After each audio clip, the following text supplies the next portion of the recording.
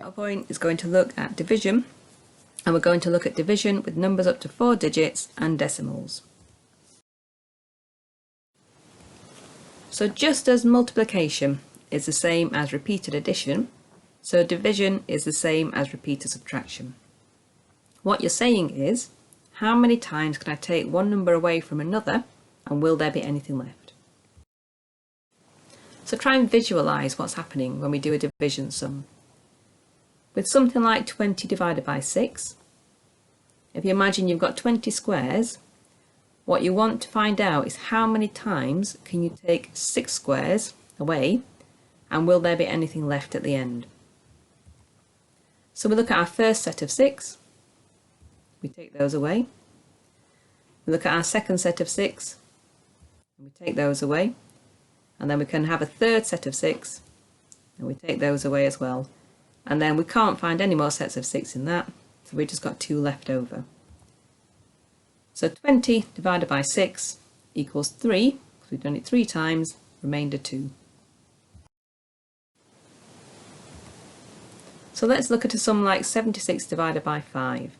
And what I'm going to do with this one is set it out using what's called the bus stop method. That's because it's supposed to look like a bus stop. So what you do with a sum like this is you work from left to right.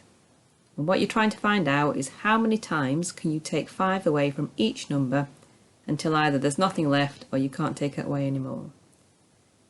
So if we look at 5 and 7, how many times does 5 go into 7? Or how many times can we take 5 away from 7? Well, 7 take away 5 is 2, so we've managed to do it once, and now we can't do it anymore because 2 is smaller than 5. So we put 1 up there, and then the 2 that's left over, we carry onto the 6. So now we look at that number, and we read this as 26 divided by 5. Or, how many times can I take 5 away from 26 until either there's nothing left, or I can't do it anymore? So 26 take away 5 is 21.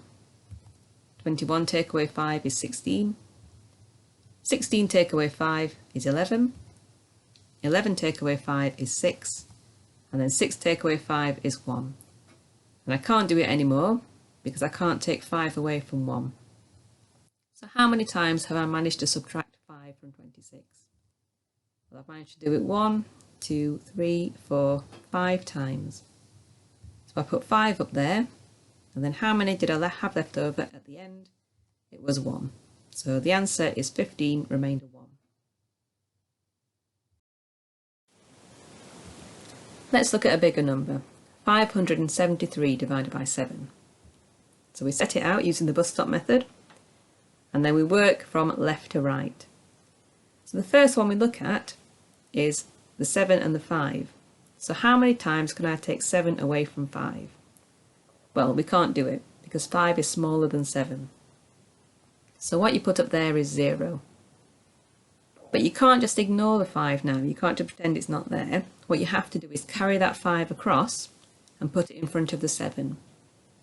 So now what you're going to look at is 57 divided by 7, or how many times can I take 7 away from 57 until either there's nothing left or I can't do it anymore. So 57 take away 7 is 50, 50 take away 7 is 43, and then you just carry on working down those sums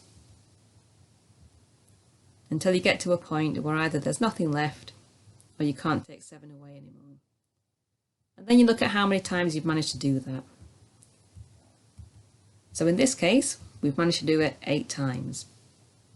So 57 divided by 7 is 8, and then we've got that 1 left over, and we put that in front of the 3.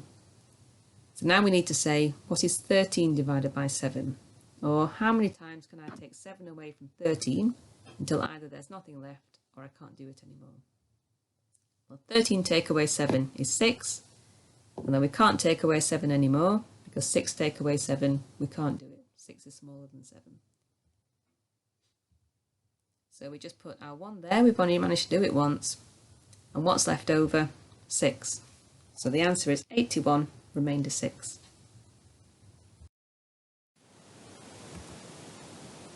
Let's look at one more sum. So 3,572 divided by 8. I'm not going to write all the takeaway sums out this time, I'm just going to work through it. So we look first of all at 3 divided by 8. Well, I can't take 8 away from 3 because 3 is smaller than 8, so I put 0 there, and I carry the 3 across to the 5. So now I'm looking at what is 35 divided by 8.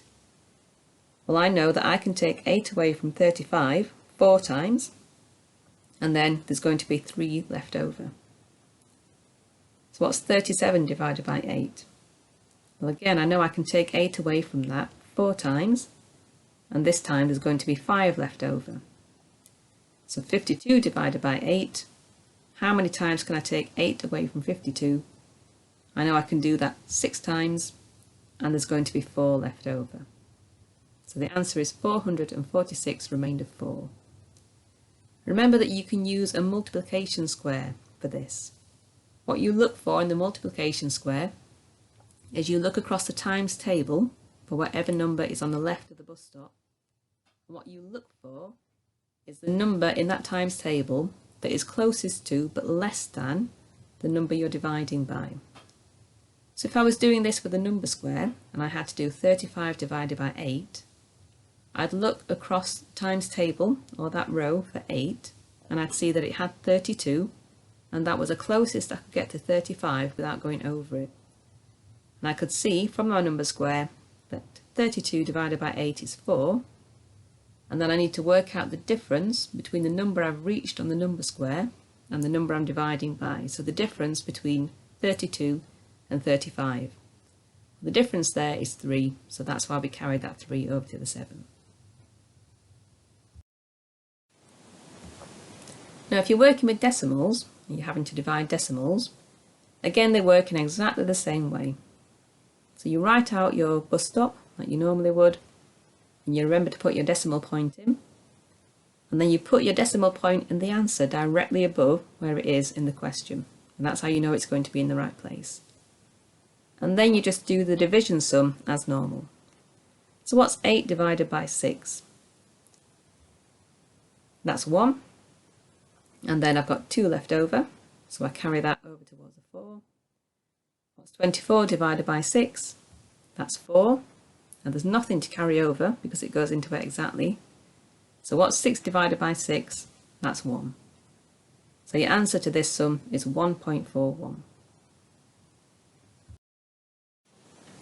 So when you're using the bus stop method, the hardest thing is that you sometimes end up with difficult double-digit divisions. You might end up having to divide 89 by something. That's the highest number you'll ever have to divide using this method. However, this is manageable with either repeated subtraction or by using a number square. Remember that this is the only sum where you work left to right, so make sure you carry the numbers to the correct column. And that's a number square if you want to use it.